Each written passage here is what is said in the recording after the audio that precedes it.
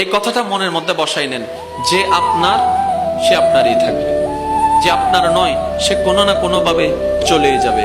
আর যখন চলে যাবে বুঝে নিবেন সে আপনার ছিল না, এতদিন আপনি অনুমানে ছিলেন। যেটা আপনার পাওয়ার সেটা যদি ওই পৃথিবীর শেষ প্রান্ত যদি থাকে, কোনো না কোনো ভাবে সেটা আপনার হাতেই আসবে। আর যেটা আপনার নয় এটা যদি আপনার হাতের কাছেও থাকে আপনি স্পর্শ করতে পারবেন না। বাস এই দুইটা কথা যদি আমরা কোনোভাবে মনে এবং মাথায় রবের উপর ভরসা করে বসাই ফেলতে পারি, আমাদের জীবনের অর্ধেক ডিপ্রেশন এমনিতেই কমে যাবে। সুবহান।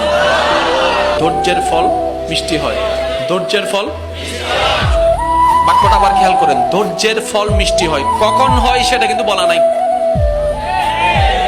কখন হয় কি বারে হয় সেটা কিন্তু বলা নাই। তার মানে ধৈর্যের ফল মিষ্টি হবে এটাই সত্য, কিন্তু সেই সময়টা যেন আমরা নির্ধারণ না করি যে এতদিন পরে হবে। না না, আল্লাহ যেই দিন চাইবেন সেই দিন হবে, বড় মজাদার হয়ে যাবে। সুবহান।